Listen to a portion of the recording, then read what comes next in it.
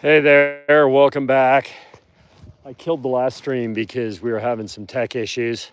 So feel free to say howdy and we'll see if we can't restart this because I had something, it always happens, right? Like something crazy happens right when the stream isn't working. And I had something really interesting and crazy happen here. Mass kerosene, welcome. We had to stop the stream because we lost the signal and everything was bunged up. So I'm gonna let people join again here real quick. Good evening, the chairman, welcome. I wanna see if some of the people that were enjoying the last stream before we had the issues can rejoin, because I wanna show y'all something crazy that just happened. So I spent a ton of time out in the woods with my animals. And yes, my buddy's saying, your stream locked up. Yeah, I know, it's so frustrating. I don't know what's going on up here. It's either my phone is getting to the end of its live. Hey there, yeah, and you won't believe what happened. Here we go again. While I was in the midst of being locked up, there's something wrong with the infrastructure up here. They're doing a whole big thing of replacing a bunch of stuff to make it faster. And thank you, welcome back. Yeah, I don't know if it's my phone or if it's, hi chairman, hi Elaine, here we go again. Welcome back, you guys. So frustrating. I don't know. For years I haven't had issues, and all of a sudden in like the last couple of weeks on almost every app when I'm out in this area, stuff just flails, and I haven't figured out yet if it's the infrastructure is having issues or whether it's device related. Oh, you want to go over here, huh? All right, Mooney wants to check out this cabin. And here's the super frustrating thing. While I was locked up here, I had something crazy happen. Thank you very much. This is Mooney. Mooney, show everybody how beautiful you are. So Mooney is one of the ambassador wolves at our nonprofit, the Tahoe Wolf Center. You can learn more about us at Tahoe Wolf Center, all spelled out, .org. We are a nonprofit that does science, education, and advocacy with wolves as our principal species of concern, obviously. And Mooney's name means moon. Well, it's really Takik, T-A-Q-Q-I-Q, which means moon in Inuktitut. We call this girl Mooney. Mooney's dragging me through the bushes. Thanks, Mooney. That happens a lot. Really? How about we go this way, Mooney, so I don't have to walk. See all that light-colored stuff there? That's called whitethorn for obvious reasons. It's no fun to walk through. All right, she's backing out of there. Back through the bushes. Oh. Okay. Yes, we go ridiculous places with wolves. People wonder why I'm dressed like I'm ready for combat. Hiking wolves is kind of like mountain combat. But anyway, hey, Jeremy. I want to show you guys something. And of course this happened right after the stream died. But I spend a lot of time out in the woods, obviously, and every once in a while, I come across interesting stuff. I have found, obviously lots of, animal remains, skulls, stuff like that. Old mining or forestry implements, such as tools. I have a collection of double-bitted axes that are at least 100 years old. Occasionally I'll find like bottles from the late 1800s. But today, right near my house, I just can't even believe how close to my house this was. Like, just right there, I've had probably the biggest artifact find of my lifetime. So I want to show you all what I got here. It's crazy that I found this. So here, let's do a quiz here. Anyone here know what this is, with the only clue being it's an artifact? What do y'all think? So I have a double XL hand. This piece here probably weighs 3 pounds, maybe 2.5 to 3 pounds. I knew you'd get it.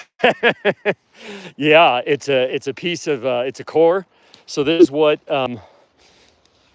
early peoples used to knap blades and arrowheads, spear points, knives, and this is a worked core, right? Like you can see that they have flaked pieces off this thing. And so this is a piece of obsidian, which is volcanic glass. And volcanic glass is it's capable of making some of the sharpest blades on earth. It's not durable, it's fragile, but it's sharp. And to find a worked core this big in this area is kind of an historic thing. I mean, I'm still just sort of shocked that I was able to find this thing, and I'm really excited about it.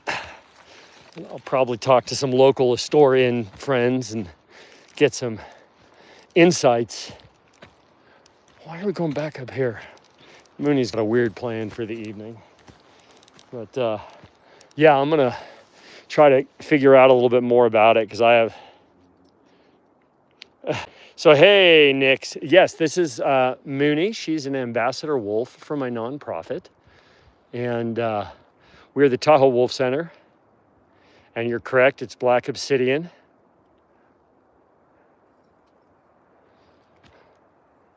So yeah, they're very excited about this piece. I'm gonna get some insights here. And Mooney is trekking around this Forest Service cabin here. And the Forest Service cabin is cool because there's the remains of a former cabin on the site that burned. And there's the remains of the fireplace. So we're in kind of a cool old-timey area, but this is way old time. Like I would love to get, I mean, you can't date inorganics, so I won't be able to get an actual date on this, but I'm sure there are people. So yes, this is really, it is really a wolf. So if you look us up, we are the TahoeWolfCenter.org. We are a nonprofit. And here, this is Mooney. Mooney, come here. I'm standing on a leash a little bit. This is Mooney. Hi, Mooney. Mooney's one of my female wolves. She's 2.5 years old female. She's my most timid animal with people, but she's pretty fierce with the others. We call her Mooney Badger, the angry weasel. Yeah, this has really got, it's like I'm sure if I hit this thing with a really bright lamp, it's probably kind of a purple red. It looks black under the headlamp here, but when I'm looking at it, like on edge, it feels like purple red. But I got to, so bear with me for a second because I'm going to sew it in my pack so I don't have to walk around with this heavy piece of stone in my hand the whole time. So give me a sec here while I take care of that. I got to drop. Nope, I'm here. Nope, I'm here.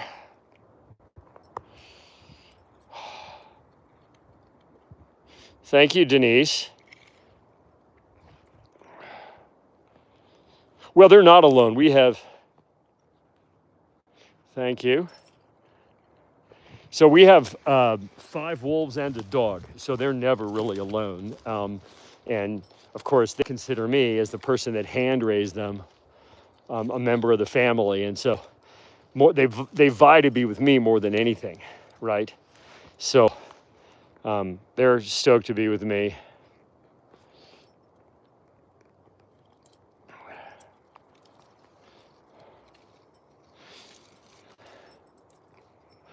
Hey, Furrow, what's going on, buddy?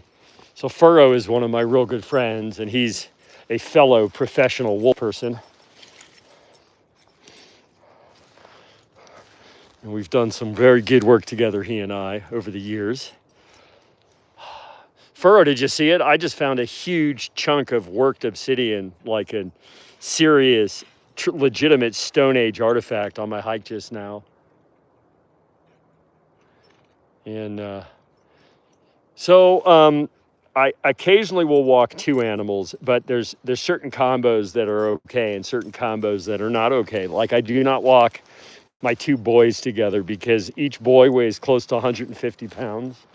And there's no way that I could safely handle 300 pounds of wolf if they, for example, decided that a loose dog was a target. They would just drag me on the ground and I would just get mauled and beat up by like being dragged by a horse. So like I can take Mooney and her boyfriend Icknick, or Mooney and Noonie, or Sonny and Noonie, or I can take the boys and a Kutak, my old lady, or a Kutak and my dog, Nepente. I can take the boys with any of the boys, my dog, and the girls I can take together, but that's the worst combo in a lot of ways because they're just feisty and they pull the worst. Like the boys will pull if there's something serious they need to get at. The girls just pull because they want to, and it's brutal. And so even though they're half the size of the boys, they're just the worst. I do it and then I'm like, really? Did you really do that to yourself? Mooney, oh my gosh. She's just taking me on a terrible walk here. Oh, this is terrible. Like, Mooney, why are you taking me this way? This is the worst. Like she's literally walking me through trees and manzanita and whitethorn. She must be on the trail or something. This is just awful. Oh. In the dark. With one hand.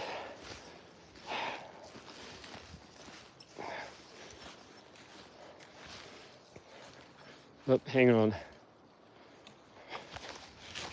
Yeah, I didn't find it when I was live. I found it while I was in the no man's zone and I had to restart the stream. But I was very surprised to find something on the surface so unusual and unique.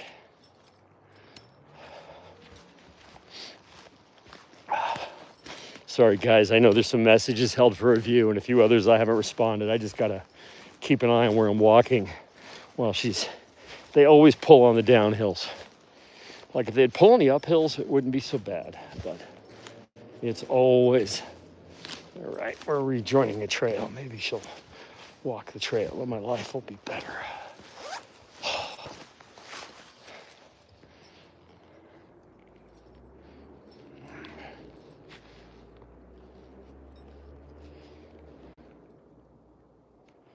Oh, and of course, all right, folks, you're going to have to, let me work fast here. My headlamp needs a battery change. This has been one of those walks that's a little bit challenged here. All right.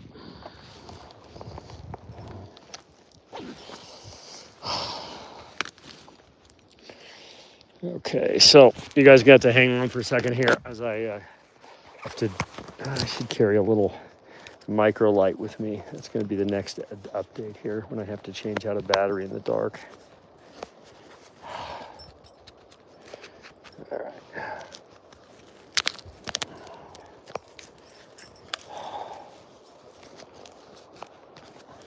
All right. So for those of you that are wondering why the hell it just went totally dark, it's because my headlamp died and I'm changing the batteries. All right. Which is not easy to do when you're juggling a whole bunch of stuff.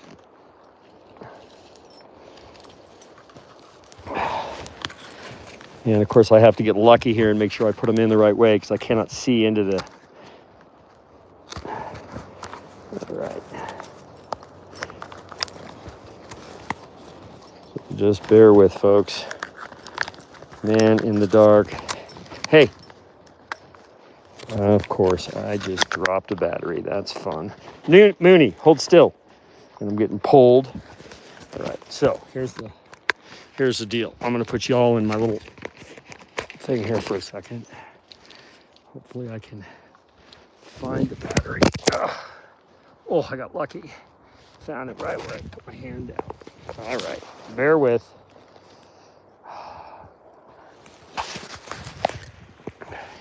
And of course, I can't. We are in business. I was able to pull all those steps off in pitch black because not my first rodeo. Haha.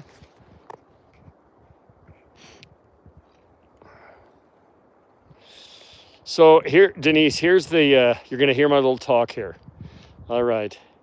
So there, wolf me. Yes, wolf with me. And yes, The Gray is a really, really, really dumb movie. I'm sorry. Actually, there's a funny story about The Gray. When it came out, I got in a Twitter fight with the director, a guy named Joe Carnahan. And at the time, I was working in high tech, and I was I was guest lecturing a course at University of Syracuse journalism about how you can use someone who has a huge social media following. You can use their following against them if they do something dumb. And so he said he did more for wolves with that movie than I've done for wolves in my life. And I made him a case study for my course. And by the end, he was calling me a Nazi. And ultimately, he blocked me. And that's when the media editor for the New York Times, a guy named Gavin Polone, said, you know, when you've got someone calling you a Nazi, you've won the fight. But yeah, it was a interesting, fun situation where a guy who's a complete, let's be politically correct and call him a jackwagon, picked the wrong fight. But anyway, Denise, I want to talk to you about getting a wolf. So here's the thing. A wolf is not just like a big dog. They're a lifestyle, not a pet. Like there is no kennel. There is no dog sitter. There is no more vacations. If you have children, it can be problematic. If you are single and decide you want to add a person to your life, it can be problematic. If you don't own your own home, it can be problematic. Like if you live in a place where they're not legal or you can't get the permits. So what I highly recommend, and keep in mind that this is not a pet, right? We are a fully licensed facility. We're a nonprofit. My wife and I, our entire life, we have no children. Our whole life is completely devoted to working with and caring for and educating about these animals. It's what we do full time. We own a restaurant that she runs, but my full-time job is wolves. And the other stuff I do is home-based consulting. In the last 3 years, I've had 3 times away from my mountain overnight. 2 of those were to get more wolves. And one was just now. I just got back from Texas where I gave a TED talk about wolves. So, let's not roll in the bear poop. She's standing in a big old pile of bear dookie. But I don't tell people you can't do it.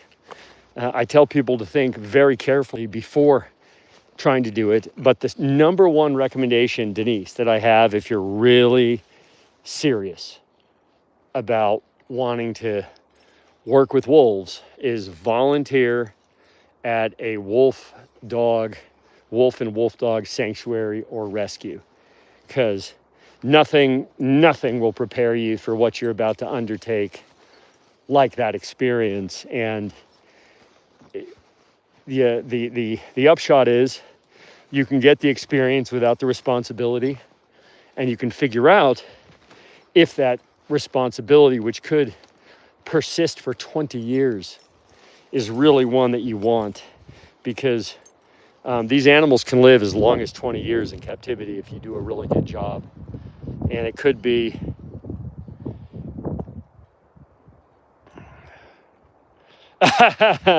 I wish I had an owl perched on my shoulder. If I had an owl perched on my shoulder, then I could legitimately claim that I am the living version of Radagast the Brown from Lord of the Rings. And you know, if you're a fantasy fiction kind of a person and you enjoy that stuff, then you know, if you read the books, that they really did a disservice to Radagast the Brown in the movies. In the books, Radagast the Brown is actually an incredibly interesting, cool, and important character, and he's not nearly so silly, and his powers are not nearly so trivial. And He's my favorite character, of course, because I feel like that's a little bit me, is Radagast the Brown. But I'm out here with a big ass full moon. Boom. Actually, I think we're one day away from complete full moon, but it's pretty near a full moon. I'm out here with my wolf. Right? Yeah, his hairs.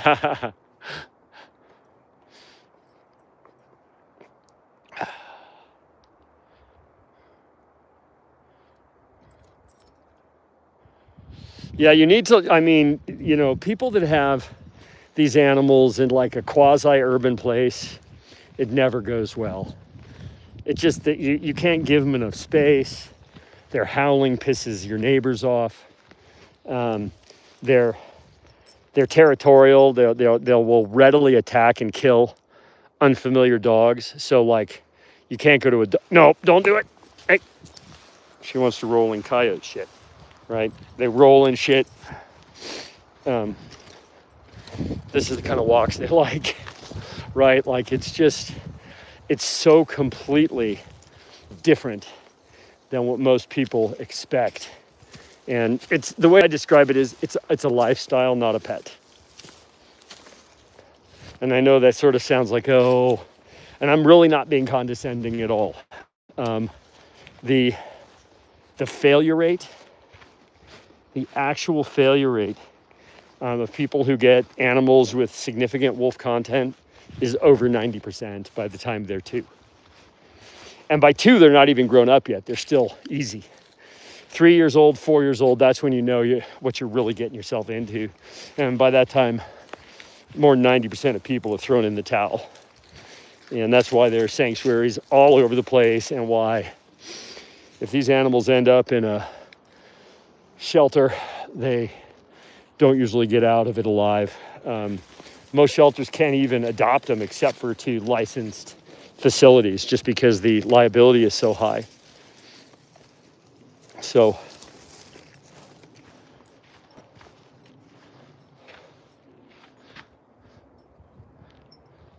oh yeah. So I am on Twitter, but I don't use Twitter very much. It's OLIVR, the Wolf Guy. There's no E. The rest of my handles are usually OLIVER, the Wolf Guy. But Twitter, somebody had that. I don't know who or why. They don't use it, but they had it. I'll say. So we green screen. There's no green screen. There's no green screen. Here I am with a headlamp on in the woods with the moon. This is our moon through the trees. And yes, she's not a damn wolf. She's a wolf. This is Mooney. Mooney is one of the ambassador wolves at my nonprofit. We are Tahoe Wolf Center.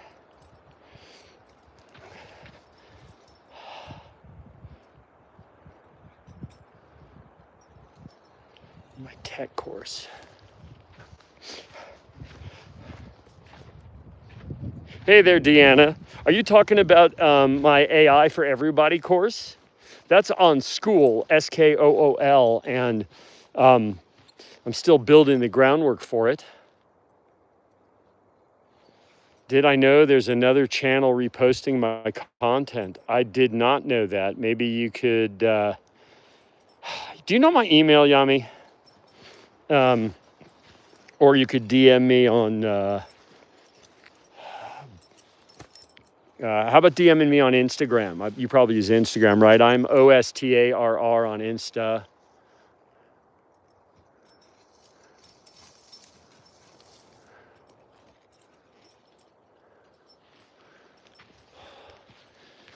Thank you. Yeah, Mooney is really spectacular. I have 2 black phase animals, Mooney and Icknick. They fade lighter as they get older. Mooney will probably be pure white in another 5 years or so, or silver white with black tips.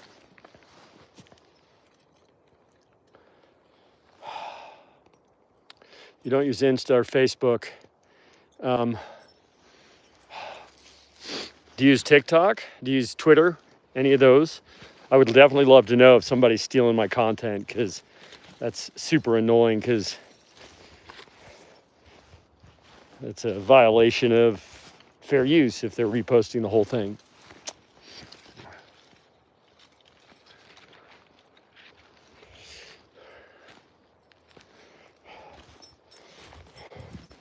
Or you could just message me at TahoeWolfCenter@gmail.com, and you could do that.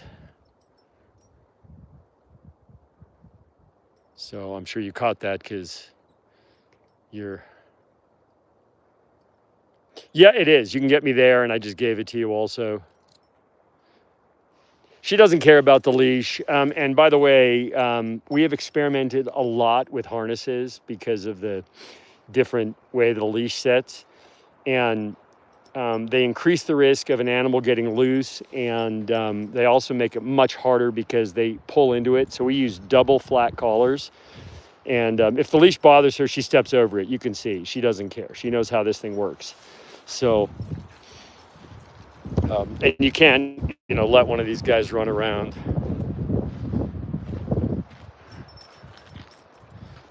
So I think Wolf German Shepherds are a bad combo. The best combos, if you're interested in some kind of a mix, are typically Malamute Wolf mixes. They are the easiest going, the least likely to bite, because Malamutes are pretty chill. German Shepherds tend to be reactive, and Malamutes tend to be more cool. So, and most of the lines that are established are not, it's not like pure wolf to pure dog. That's a very rare mix, actually. It's more like wolf dog of varying content to wolf dog of varying content. And the established lines of low, mid, and high content animals are mostly based, for the most part, on Malamute wolf mixes. There's some lines that have some shepherd, but I am not really a fan of those, and the statistics about problems bear out. So that said, yeah, of course, like, I always appreciate when somebody, oh, it's okay. She just smelled human hands on a dog poop bag that's in the middle of nowhere, because of course the poop fairy is going to come clean up after your dog.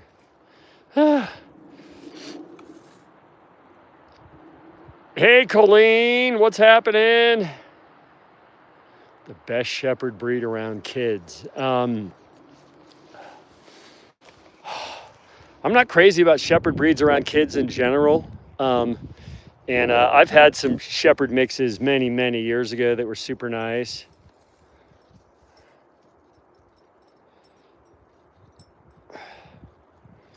Yeah, I know you see those feeds. And my difference is that I'm a licensed facility with decades of expertise. Mooney, can you leave that? Thank you. We have a biologically appropriate habitat. Our habitat looks just like this, with a 12,000 gallon pond. And the only thing that separates it from the surrounding environment up here where we live in the mountains is a fence to keep our animals secure. And our facility meets AZA standards, which is no trivial thing.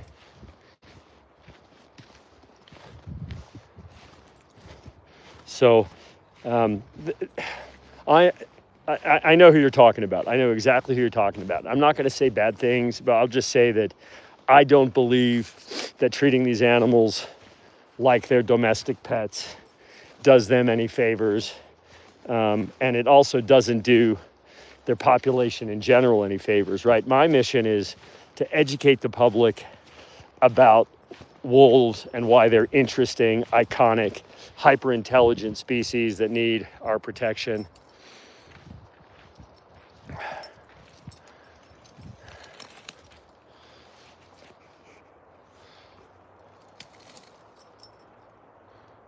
Catching up here. So None of the animals I have could ever be in the wild. Okay, I mean, if I had releasable animals, they'd be released, but that isn't the situation for us, and that's not even our license. Those animals would go to a different facility. So our animals are with us for their lifetimes, and our focus is on giving them the best, most natural, most interesting life we possibly can, and we're quite. I'd say quite good at that. I mean, like I would say that even the best facilities in the country or the world don't exceed our standards. Very few people do what I do right now, which is, I mean, there are people that take their animals out, but there aren't people that take them into the backcountry every day the way I do. I even do multi-day trips on occasion, where we go deep into the backcountry. And in very rare occasions, when I say very rare, I mean we have to be so careful. We'll go super deep into the backcountry where there is no possibility of running into another person or dog, and we do free running filming. There's some of that on my channel, and nobody else does that with a true free animal. They'll have like electric netting around the perimeter so it looks free, but it's not. We have that close of a bond to our animals that we can actually do that and have recovery, which means they'll come back. And to me, the main reason I worry about that is, let's see here, 10,000 generations.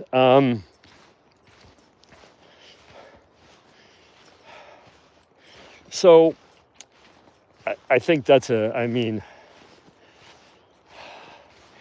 like linearly 10,000 generations. I would think it's more, but that's kind of hard math to do in your head and like think it through. So the recent research on that is super interesting. The modern wolf and the modern domestic dog.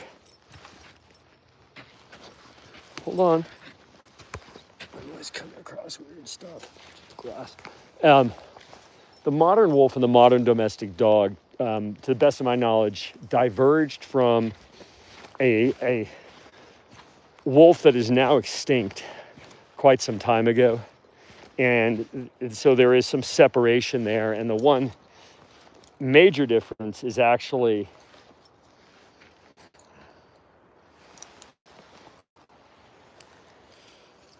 I'm finding weird stuff tonight. The one dog that's completely different than that is the Alaskan Malamute, who has recent modern wolf DNA introgressed into the breed line when people brought the proto version of the Malamute across the land bridge on their nomadic travels back into North America from the north. And so Malamutes are different.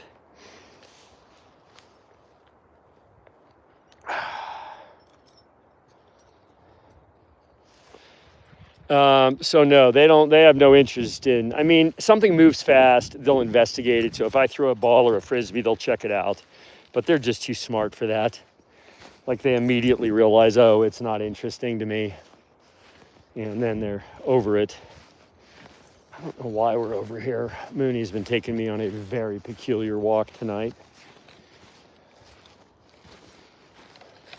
But on the other hand, I wouldn't have found that artifact if I had not been out with Mooney, so I'm pretty happy to let her go where she wants. Oh, there it's brighter. Hey, Rocky Mountains, hey, oh my gosh, Furrow was just here too.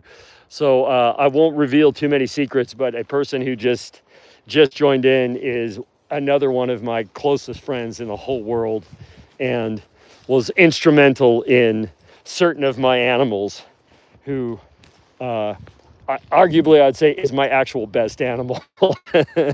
He's got the best manners of any animal I've ever had. He's just a one of a kind, probably never to be equaled in my lifetime animal. And we did good, huh? How high up am I? So I am at about 6,400, 6,500 feet right now. I'm not much higher than my house. Oh, what's wrong? What's wrong? She got a little frightened there. She smelled something she didn't like. If Mooney smells unfamiliar people, she wants to bolt into cover. She is really timid. Yeah, God, this is great. I have 3 of my closest friends in the whole world watching my live stream right now. So guys, I got to tell you, I did my first TEDx talk on Wednesday and it went good. I was able to actually do 12 minutes of straight memorized stuff. And Tanya gave me a flawless, which that's a hard audience, my wife. I'm feeling pretty good about it.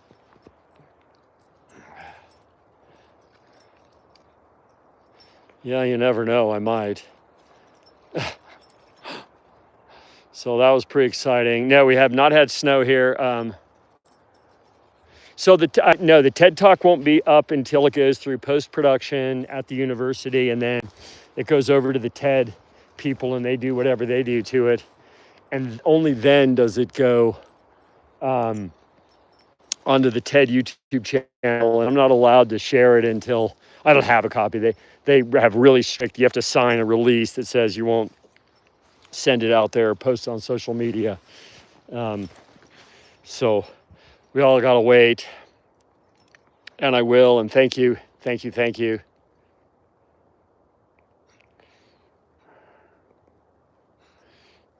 So Mooney is your typical North American Rocky Mountain Canadian wolf, which is Canis lupus occidentalis.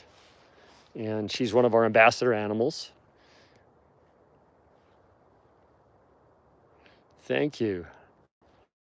Yeah, which is easy to handle, hyena or wolf? Well, I can't answer that because I've never had the good I would love to work with hyena. I would love to. I don't know if that's in the cards, but I would absolutely love to work with them. They are one of my top favorite, most interesting, curious. I mean, they're just they got such interesting similarities to wolves. Them,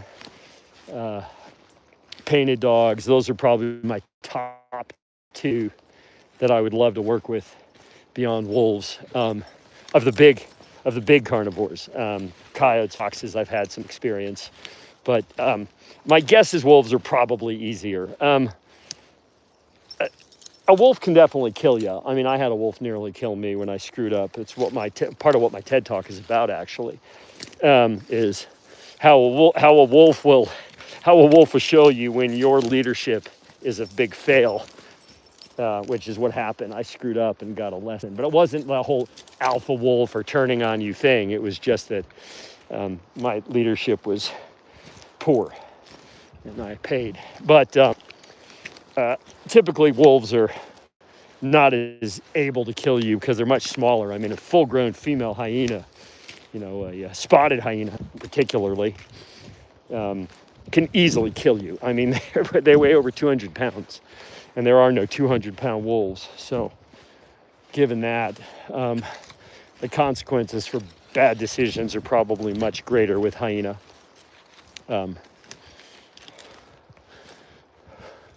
And their behavior is, I mean, the thing about wolves is that, they're a canid. And so a lot of the same, Mooney, let's not go over there now. A lot of the same behavior that you see in canines is prevalent with wolves, only more intense, right? So the body language is largely sensible to somebody who really knows a lot about dogs. And that really helps. Whereas hyena they're so different.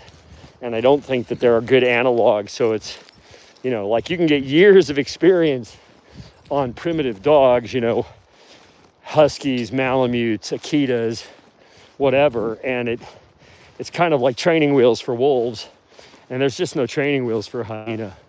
And the consequences of mess ups are that they kill you. And wolves can kill you too, but I think it's way more likely that a hyena will just kill you. Oh, thank you. Thank you. I really appreciate the gift. Those gifts help us a lot. Everything goes to our nonprofit. So Nooney's backstory is that Nooney was being trafficked by a network of people who um, don't specialize in animals. They specialize in other things like people. And um, so I found out about it. A friend of mine got a call about it and agreed to pay a ransom. And then there was an intermediate process, and I had to go meet those folks at an Indian reservation to bring Nooney home. And so Nooney wasn't planned at all. So usually like Mooney here, I got Mooney when Mooney was just a few days old. Like her eyes weren't even fully open. And that's my normal plan and normal schedule, right? I would agree with that. Cody deserves to be flayed and fried for the rest of eternity. I hope that that's how it works out for him. But anyway, Nooney was already like 5, maybe 6 weeks old when I got him. And I was really concerned that he would have had horrible experiences with humans and be super timid and just damaged, and that I was going to be essentially dealing with a totally traumatized, like permanently wrecked animal who was just going to be a huge, crazy project to rehab and let him know that we were okay. And I was incredibly lucky.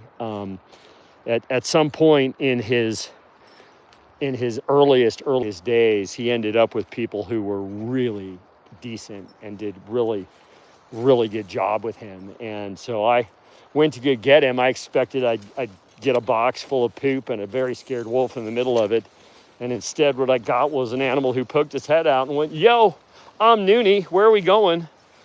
And he's been amazing, remarkable, super fun, bouncy.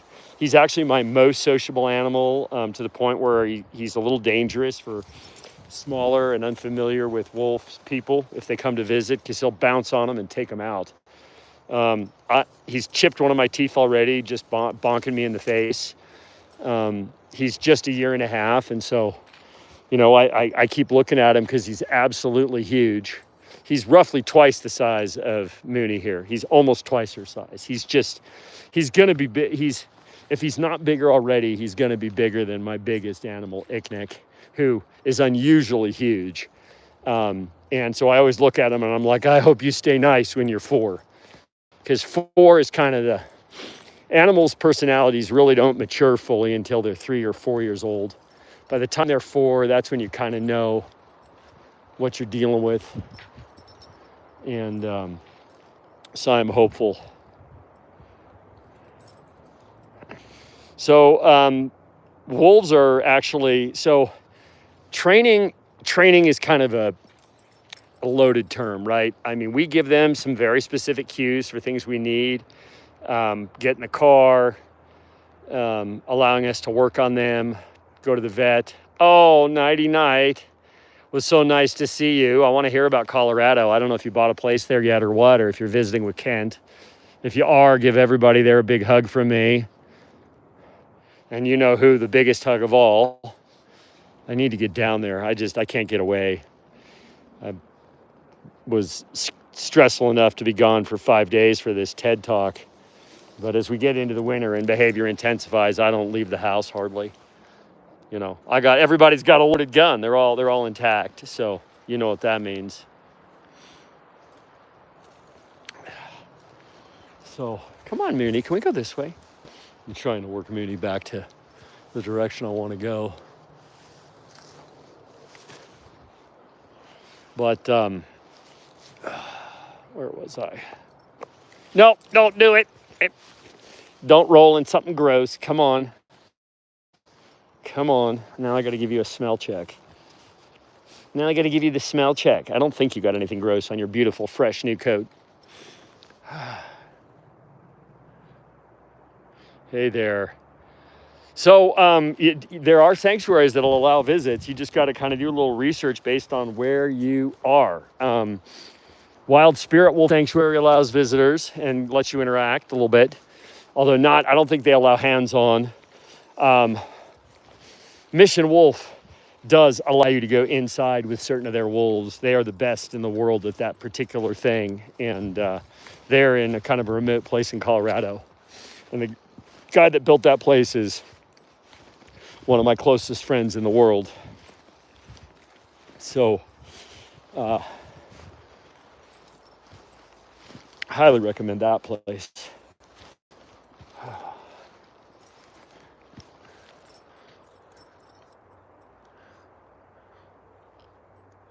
Yes, they need to be doing exactly something very stupid. Like pouncing on the mate of the bigger wolf when you get stressed out and think they're going to run in the highway.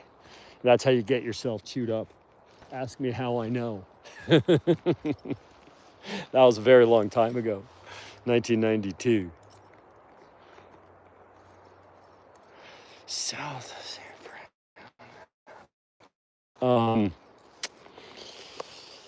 Yeah, there's nothing in that area that'll allow an interaction. The San Francisco Zoo has a wolf exhibit, but it's not awesome. The Oakland Zoo actually has a really good wolf exhibit. San Francisco Zoo is space constrained. Oakland does good. Really, Mooney?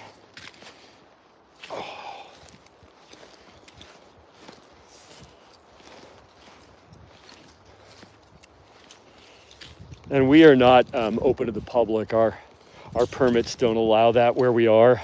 Although we're trying to get the rights to develop a piece of land that would allow us to have arguably the best facility in the whole world, if we could pull it off. But we got a ways to go on that project to make it happen. All right, kind of working our way back here.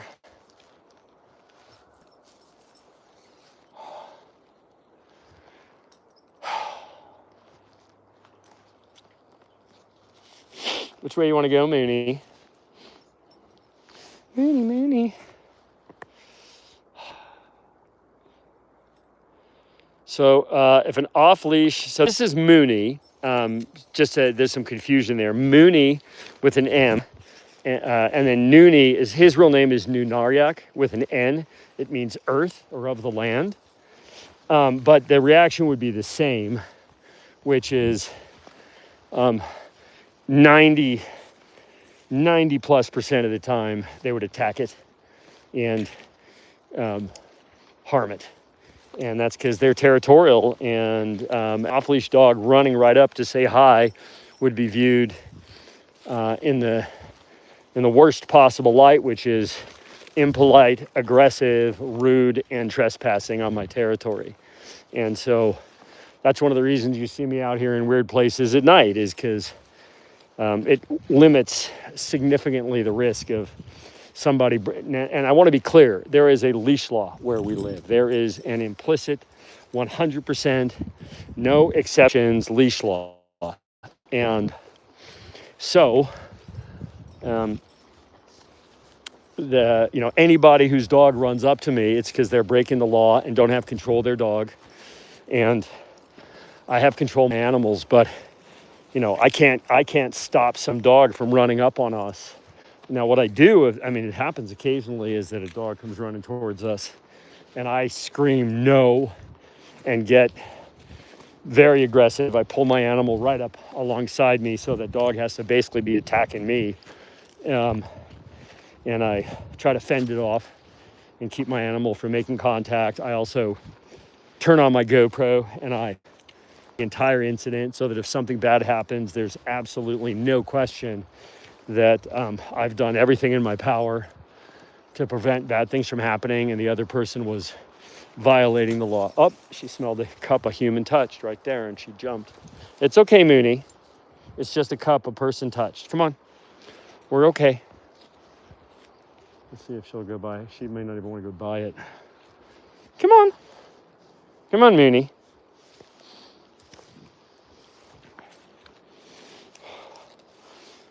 See, there's no stranger there. No, you would never e-collar a wolf. And yes, the Kutak is still alive. She is kicking ass. And we do occasionally run into hobos camping and, hey, don't roll in stinky stuff. Come on. And on occasion they've been somewhat threatening, and then I explain to them that I'm carrying 5 sublethal weapons, including bear spray, and that if they insist in an engagement, they're gonna not enjoy the results. And keep in mind, this is what I'm wearing. I am basically wearing body armor. I mean, like, of all the people that you want to get into an altercation within the woods, I'm not the guy you want to do that with, especially walking a wolf. I mean, really, like, come on. But so leash dogs, when I see them at a distance, I typically exit the trail, start recording, ask the owner nicely to please leash their dog. If they become offended, I explain that I'm walking an animal that's not friendly, and so I'm giving them fair notice. And what usually happens is they have no recall, right? They're like, Freddie, come here, Freddie. And I'm like, oh, this is why there's a leash law, Right, exactly. Yeah, so e-collars,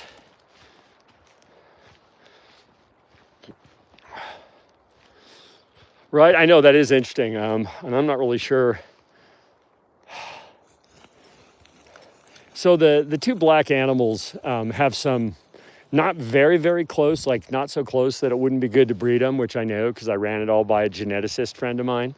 But they do have a similar regional background, and I think they're just from a wilder place. Although Noonie is from a super wild place, and I think a lot of it has to do with his exposure to people very early, and it was positive somehow, which shocks me. I wish I knew.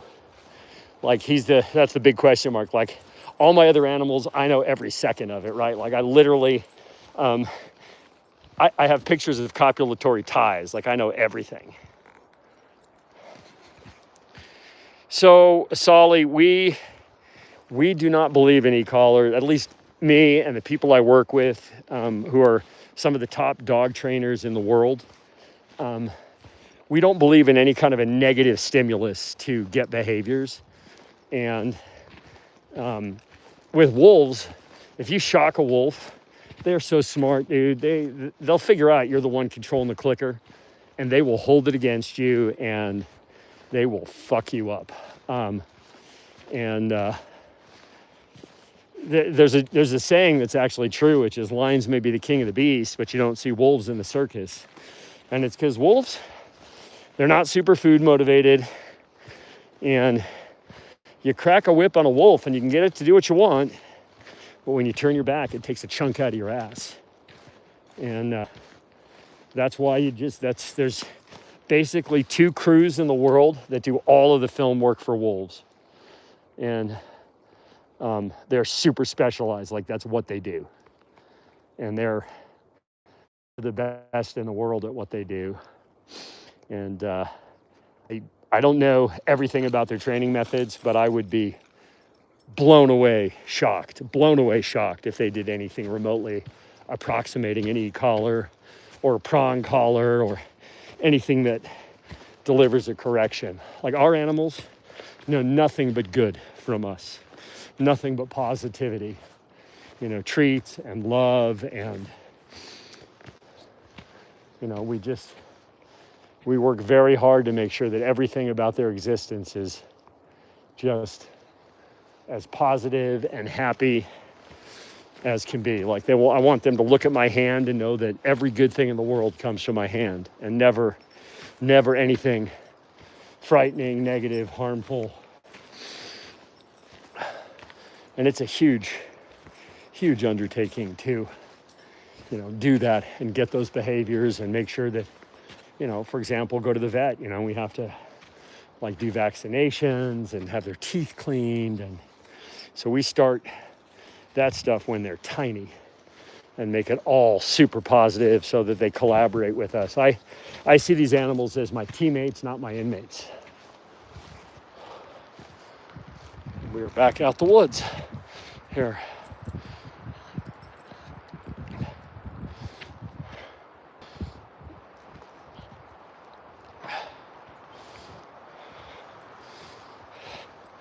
Yeah, I'm not sure about that. I mean, are you talking about the ones that are in Mongolia or something and they have that huge compound and they go in there with horses and stuff, Yami?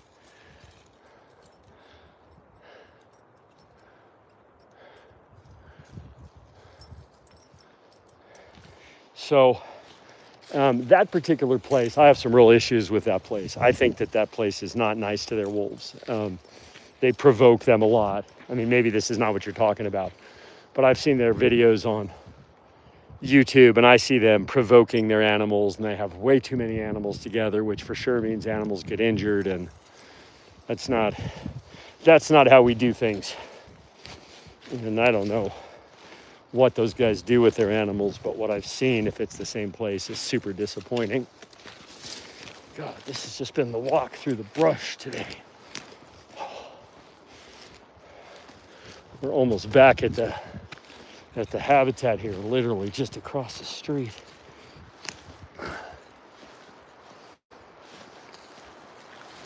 Mooney is on a mission here.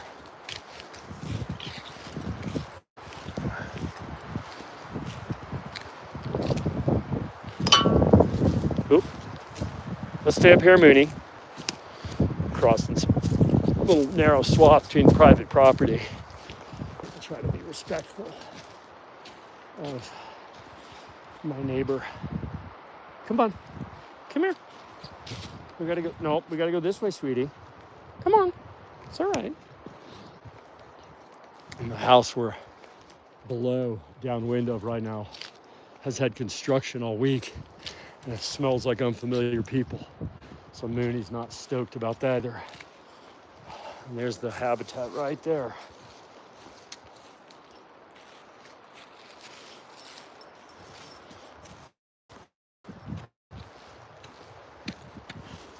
Come on, Mooney, let's go see our people. And all y'all that have hung out this whole time are gonna get to go see a bunch of the rest of them here, or 4 of the 5, 3 of the 4 rather, sorry. Let's go see our people. Mooney's checking out the high ground here. You can see our eyes there, eye shine there. Hi, people. They know him right here, of course. Come on, Mooney.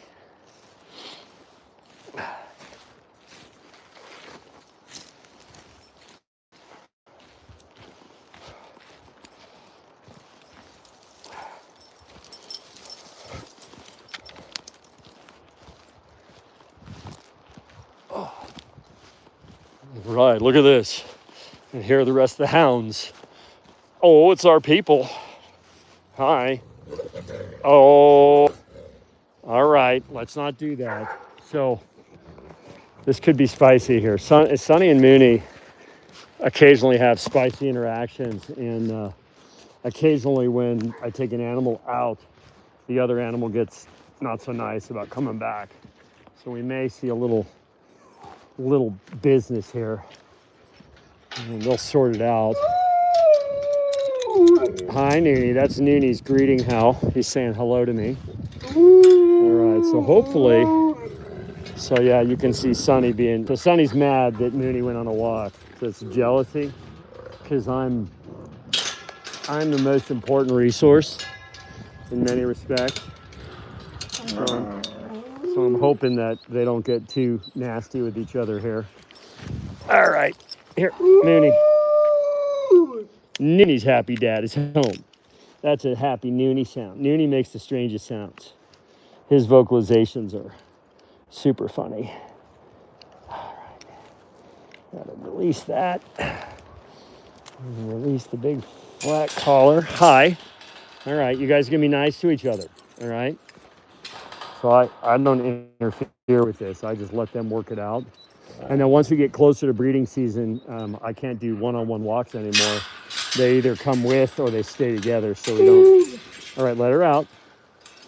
Come on. All right, it's going to be a little intense. They're both going to kind of be spicy. Noonie. Hey, oh, all right. Oh, wait, everybody's being nice. Hi, Icknick. There's my Icknick, my handsomest boy. Oh, let's not do that, Noonie. Noonie. Nope, nope, nope, nope, nope, nope. Come on. Noonie. Come on, come out of the airlock. I restrict the airlock. Come on, Noonie. Noonie, stop being a butthead in the airlock here. No, come on. Thank you. Hey, Icknick. Oh. Now Icknick's in the airlock, but the difference is I don't drag Icknick out of the airlock. Come on. Come on. Come on. Thank you. Thank you. No, no, no, no, no, no. You're so silly. Right.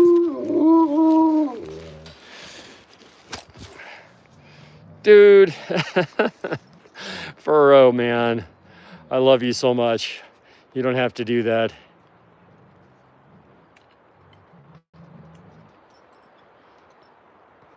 Yes, they understand the word no. They just don't give a crap about the word no most of the time. They understand everything I say. They're smarter than dogs. Their brains are 30% larger than comparably sized dogs, and it's all devoted to solving problems for themselves. I tell people it's kind of like having something as smart as a 7-year-old child that always has a handgun. And now you can see some size changes here. Like that's Noonie behind. Look at the size of him. Right? The boys are much, much bigger than the girls. I know, and you're going to be the biggest. Don't break my teeth off my face. Oh, it's a lot. It's a lot of nose. It's a lot of teeth. It's a lot of tongue. Noonie processes no like this. We call him Noonie no fucks. He doesn't give a F about anything. Do you, Noonie? Come here, Noonie. Noonie knows who's a good boy. Then he sits and he waits nice for a treat, don't you, Noonie? Who's a good boy? Huh? Noonie's a good boy. He wants to be a good boy. He's just a little raw and untrammeled and unencumbered with any domesticated traits of any kind. Huh?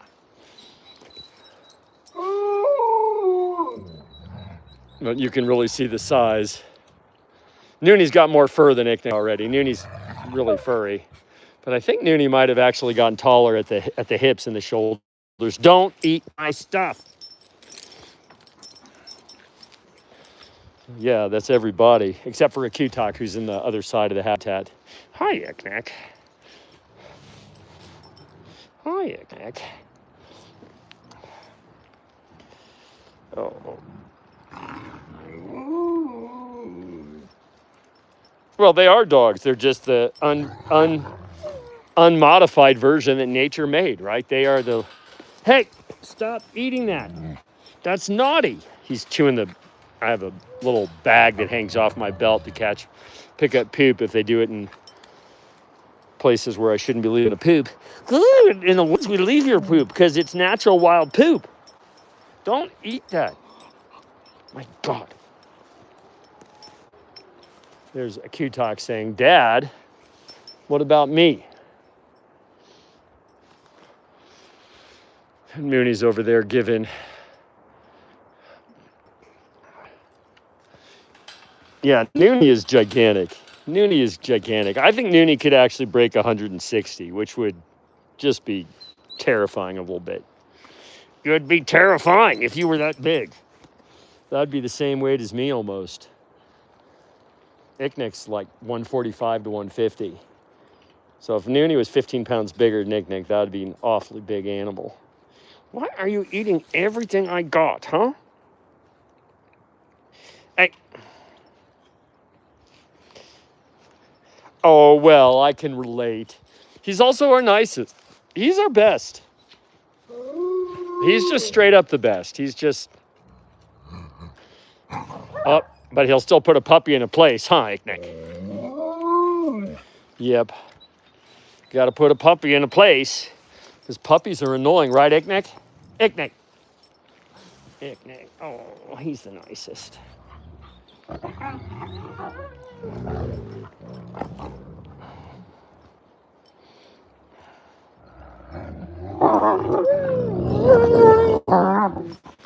All right. Don't get tangled up in the leash here. Here. Mooney. There. So, yeah, that's all, everybody. No, never. Never, never, never, never. Never, never smack, never. I growl. I give a growl. If I had, like, so I have a couple of noises that I would, probably the very best plus R people on earth might not like. But of course, they're not working with these guys here. And sometimes you have to be able